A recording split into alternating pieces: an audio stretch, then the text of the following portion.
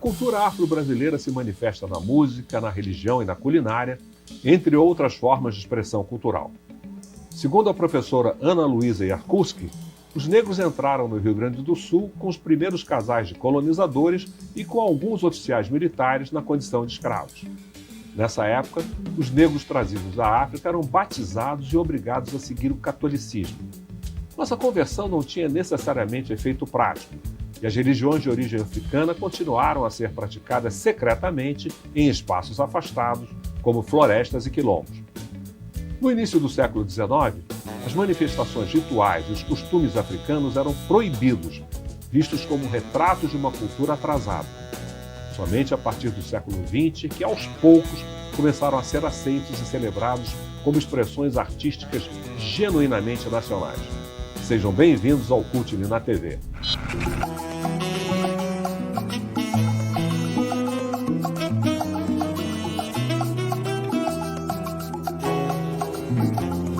Tem batuque em Porto Alegre, candomblé lá na Bahia, Xangô de Pernambuco, tambor de Minas Maranhão. Tem batuque em Porto Alegre,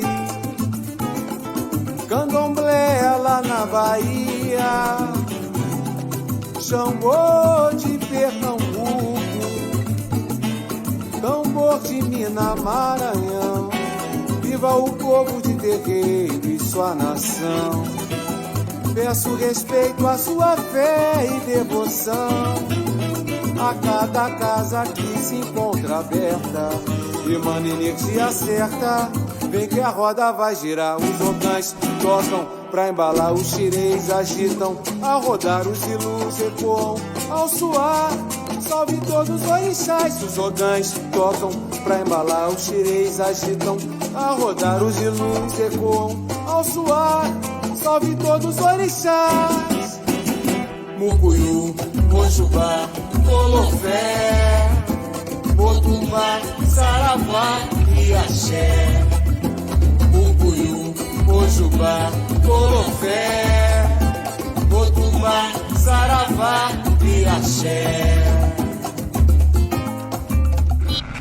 Nosso convidado é um músico profundamente comprometido com suas raízes ancestrais e transborda esse compromisso em sua obra.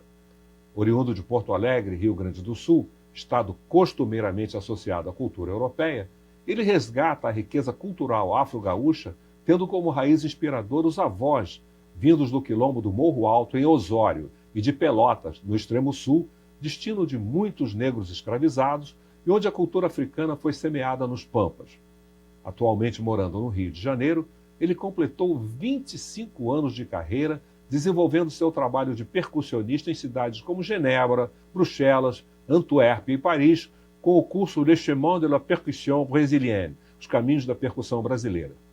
Também se apresentou em grandes festivais como o de Montreux, o de Genebra, o de Sphinx, na Bélgica, e o de Milão, e La Fête de la Musique, ou Festa da Música, celebrada em países do Hemisfério Norte.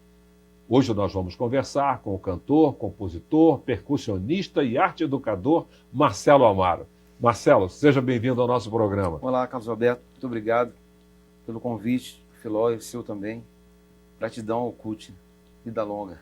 Minha primeira pergunta é a seguinte: como é que você começou a se interessar pela música? A música desde de criança e provavelmente é a verve do meu avô paterno, Otério Amaro, que era músico, e não lembro assim de ter na família outros músicos, pela história dos tios, né, irmãos dos meus pais, eles falavam: você vai carregar essa herança aí. E desde 5 anos de idade, após desfile de escolas de sambas, né, na Perimetral, em Porto Alegre, pegava as latas, panelas da mamãe e já cantava, já tocava no ritmo, e isso veio naturalmente, né? Não tem uma explicação científica. Acho que é já uma questão mesmo de herança ancestral. Além do seu avô, alguma outra fonte de inspiração? Depois como profissional, sim, muitos. Aí, quem você poderia citar? por exemplo, fundo de quintal, né? Ele começa o samba sempre foi sempre presente em casa, né? O samba, vovô, segundo meu pai e meus tios, meu pai é o irmão mais novo, é o caçula dos irmãos, né? Então eles eram entre 7 irmãos e meu pai conta que meu avô morreu muito jovem, né, na época de tuberculose, e tocava bandolim, cavaquinho, violão, então era um seresteiro, né, um boêmio, mas também tinha um compromisso, uma profissão como ferreiro na época, né, em Pelotas. Mas a minha inspiração enquanto músico profissional já é o fundo de quintal, aquela coisa do vinil, né, no final de semana, naquele churrasco de família, nos aniversários. E churrasco em Porto Alegre é uma coisa muito séria. Não pode faltar. E o primeiro instrumento é um tantã já, né, na época. Né, e tinha uma fábrica lá, de instrumentos em Porto Alegre, que fabricavam já instrumentos pandeiro, tantã. E foi o primeiro instrumento que eu ganhei. Né. Depois veio pandeiro, naturalmente, aí veio a família toda de instrumentos de samba. Aí mais na frente vai desenvolver o gosto pela música instrumental, enfim, aí vamos... Mas você chegou a se filiar a alguma escola de samba lá em Porto Alegre? A escola de samba do coração é Bambas da Algia. Famosa. Bambas da Algia. E peguei não tinha como, ganhando todos os carnavais, né? E tinha um puxador que marcou muito a minha infância, que chamava-se, o apelido dele é Jajá Dias. E ele era compositor também do samba, então não era aquela coisa de vários compositores, era 2 compositores, né, nessa época, aqui também no Rio, com certeza, que a gente acompanhava pelos vinis.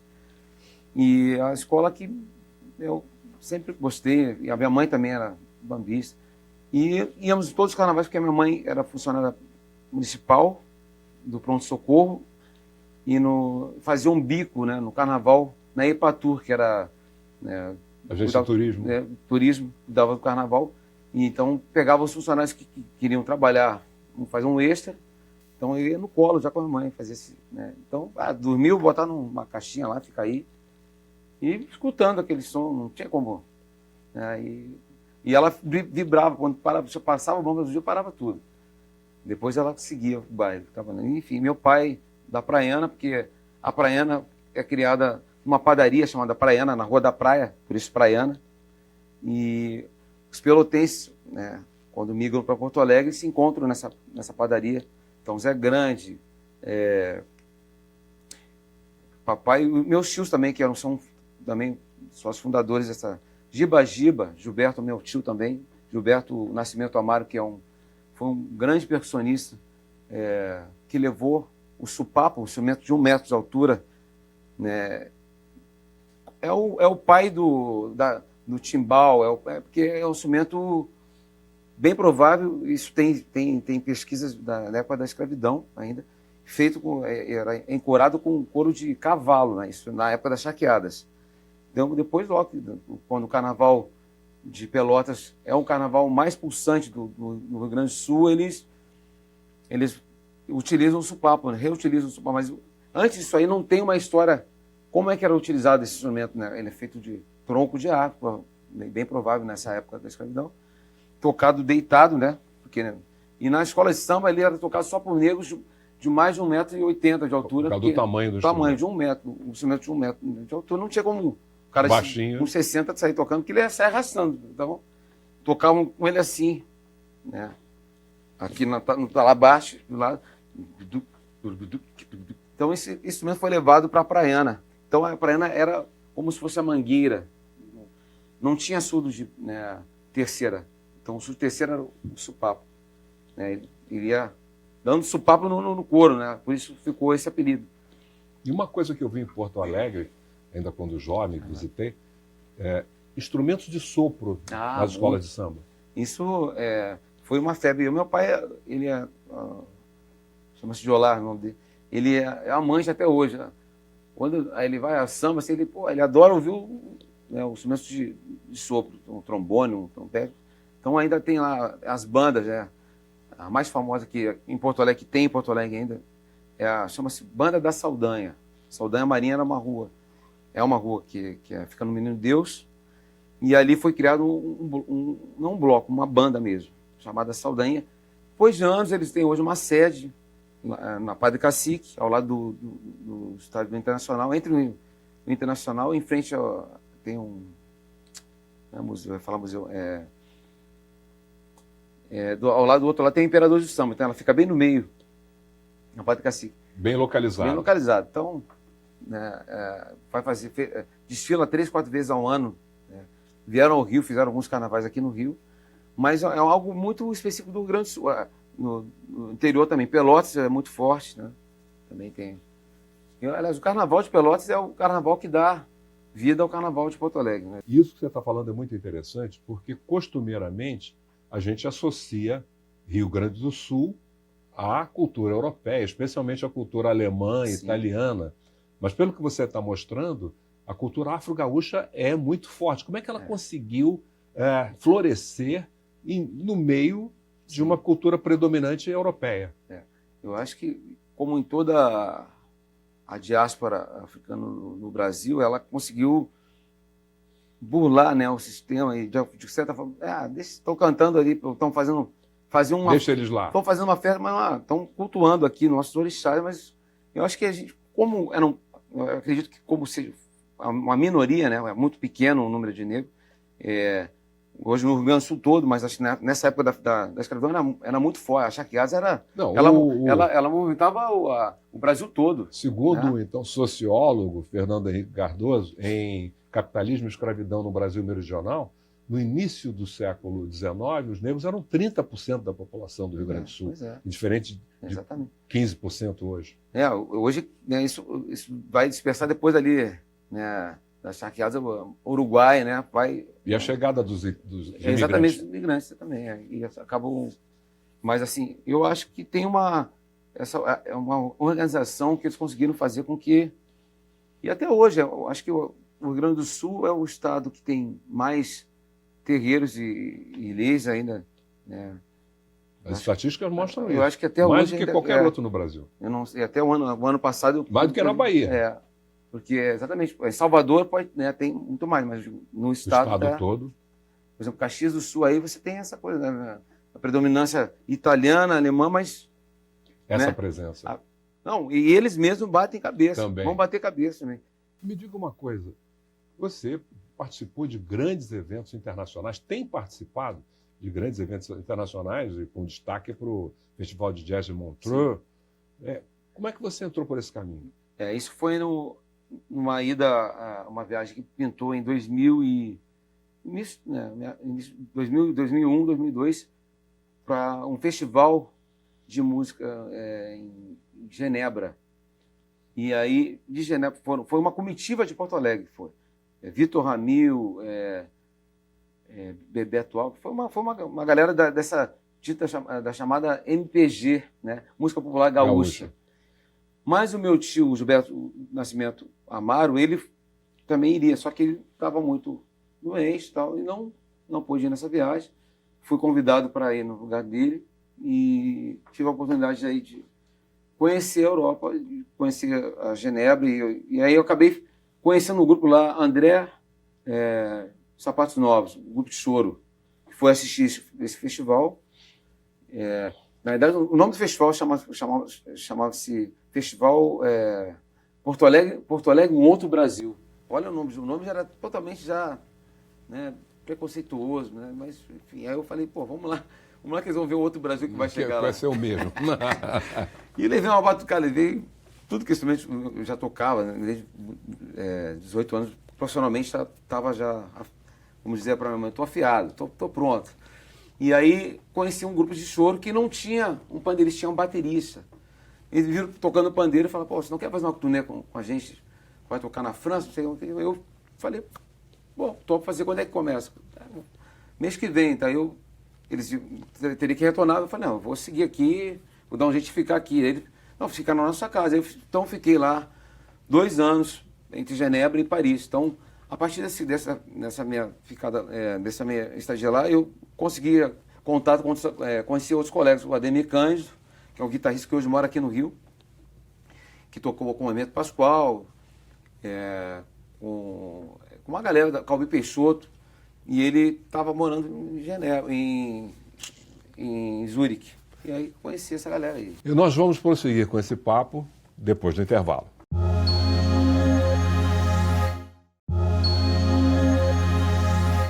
Hoje estou conversando com o cantor, compositor, percussionista e arte-educador Marcelo Amaro. Marcelo, você estava nos falando sobre as suas aventuras europeias. Na verdade, assim, durante esses 2 anos, na verdade, Genebra é o centro da Europa, então ali fica fácil de viajar para outros lugares. A partir do Ademir Cândido que eu conheci, que eu falei, conheci Diana Miranda, uma cantora paraibana, que ela, além de ser da mesma cidade de Elba Ramalho e tal, ela tem um trabalho assim, muito próximo, parecido assim, com esse trabalho da Elba Ramalho. E lá na Europa ela tinha um fã-clube, assim. Então, esses festivais que eu falei, de Milão, né, os festivais de Montreux, esses festivais foi com essa cantora que eu participei, tocando como percussionista. E um beijão, Diana. Diana fica entre o Brasil, né? Sempre vem ao Brasil uma vez, 2 vezes ao ano, faz o carnaval na Paraíba. Então, ela mantém essa cultura viva, né? E essa coisa do nordestino que é tão bonito, que leva com ele a sua cultura muito rica, né? É muito rico ritmicamente, plural em geral. Então, a Diana conseguiu um mercado muito bacana. Ela está há anos assim com esse trabalho. E não é um lance de trio elétrico, é show mesmo, faz aquele... É interessante que pouco conhecida aqui, não, muito conhecida lá fora. Aqui acho que, né, assim, no Nordeste, com certeza alguns vão conhecê-la, mas no Brasil em geral. Como eles falam, lá para o Sul, né? Lá para o Sul. Já não é tão conhecido. Então, a partir desses 2 artistas, eu rodei ali no centro do país, no centro da Europa, né? Então, tem um primo que mora na Bélgica também, que é dançarino e morou em Salvador, ele também fez a aula de dança afro brasileira, está há mais de 20 anos lá na Bélgica. Esteve aqui o ano passado dando um curso com alunos deles de lá para vivenciar, né, a cultura brasileira, né, de fato. Então, assim, conheci ali a Bélgica, Antuérpia, Bruxelas, né, as cidades próximas a Antuérpia. E também foi aperfeiçoando o seu francês. O francês, daí quando eu fiquei em Genebra, eu fiz um curso intensivo, já tinha feito francês na época da escola, da 5ª à 8ª série, antiga 8ª série. E aí a memória afetiva já aflorou e com o francês eu me virava nesses lugares que eu ia. Quando eu não, né, por exemplo, a Suíça alemã, porque a Suíça tem essa coisa, né? Alemã, italiana e francesa. Os cantões, né? Os cantões. Então cada cantão tem uma língua. Então a Suíça, na parte de Zurique para cima, tinha que andar com alguém que os caras não queriam falar francês. Deutsche. Só o suíço-alemão dele. Não queriam falar nem o alemão, só suíço-alemão.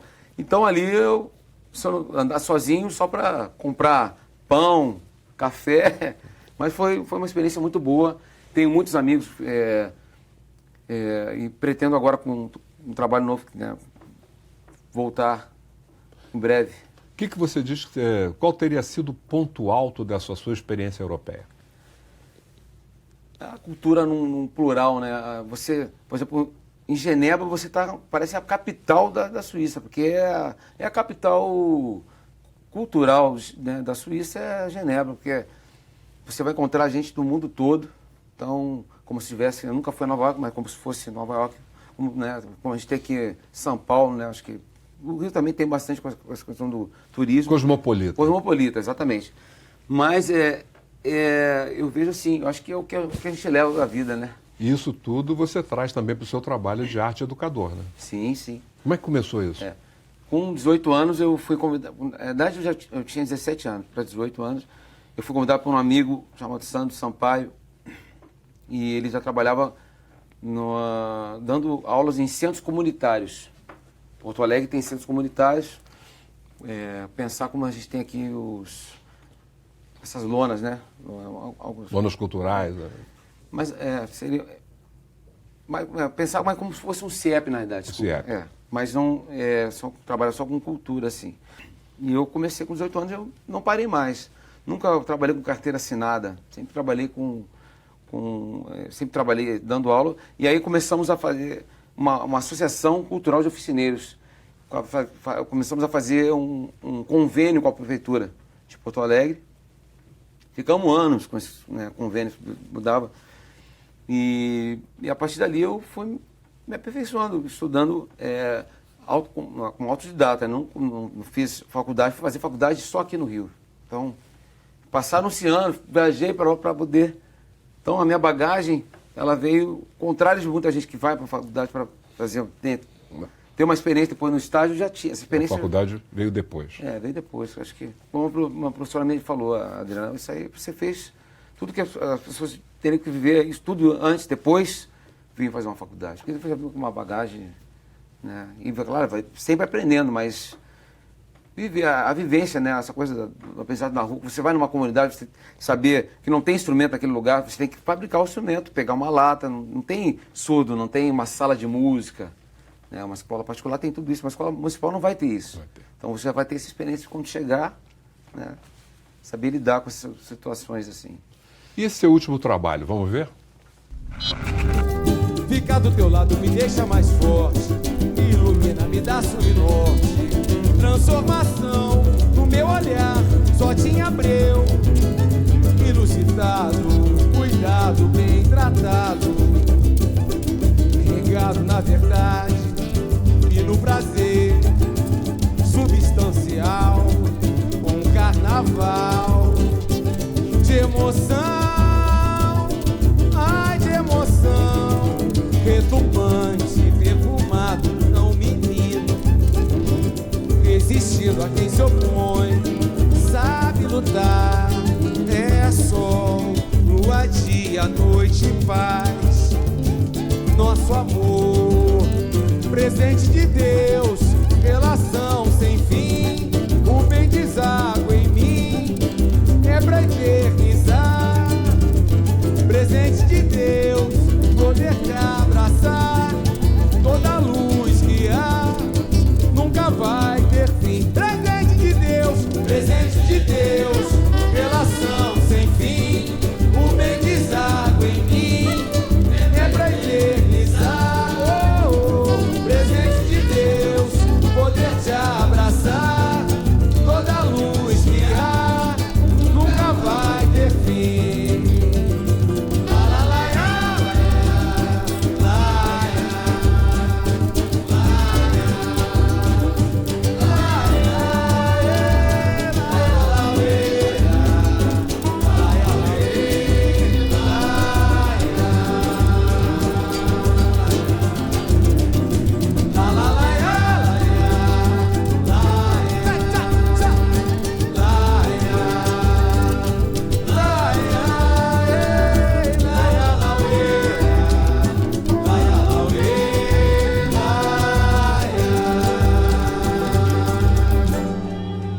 Presente de Deus. Trabalho primoroso, né? Como é que você organizou isso? Como é que começou essa ideia? Então, esse é o meu primeiro DVD, gravado em 15 de maio de 2019, agora este ano, no Beco do Rato, né, uma casa de samba, e que abraçou a nossa história dessa galera da dita nova geração, que já não é tão nova assim, mas dentro da questão do mercadológica, ela acabou formando uma nova geração, né, de compositores de mais de 60 anos, chamados de nova geração, né, de um cara que chegou ontem, 15, 20 anos, que é o Vini, que fez a música com o Renatinho da Rocinha. Esse é um trabalho chamado Marcelo Amaro ao vivo no Beco do Rato, produzido pelo Lula Matos, do Galo Cantor. Eu conversei com ele, eu quero gravar 3 músicas, eu gostaria que você produzisse para mim essas 3 músicas num estúdio. Aí fomos ver o valor de um estúdio, né? Fomos lá ver o preço, pensei, vamos fazer o seguinte, vamos gravar a roda de samba. E aí bota minhas composições e tal, daí, vamos fazer uma gravação ao vivo, mas vamos filmar também. Pô, não tem dinheiro para isso aí. Não, vamos fazer. Aí conversou, pegamos lá o Arthur da Fita Amarela, conversamos, fechamos um DVD com 22 músicas. 90% desse DVD é de músicas autorais, né, inéditas, parcerias minhas com o João Martins, com o Leandro Mastro, lá de São Paulo, Tem música do Lula Márcio, que é a Presente de Deus, e do Júnior Dom, que é parceiro do Arlindo Cruz. Então, assim, pegamos a galera, a nossa galera, nossa rapaziada. Fabiola também Machado, Moça Prosa, veio com participação. Então, são 12 cantores, 12 participações cantando, 9 músicos. Né? Camille Siston fez a produção. E a Robertinha também Ribeiro também me ajudou na produção. Então, é aquela coisa do DVD coletivo. Né? E um time de primeira. Um time de primeira, da melhor qualidade. E seus pais estavam presentes nessa gravação, não? Vieram de Porto Alegre para a gravação. Vieram, fiquei muito feliz e isso com certeza alimentou, né? E aí a presença da matriarca ali sentadinha, o tempo todo ali ficou, do início ao fim, sentadinha ali. Depois, né, cantou. Né? No final, no DVD, ela também fez uma participação, pegou o coro, né? Pegamos uma música para todo mundo cantar junto. Então o DVD vai ser lançado dia 13 de dezembro nas plataformas digitais e no YouTube, porque vão pegar o áudio, vão aproveitar os dois lados. E a gente vai estar com bastante conteúdo aí.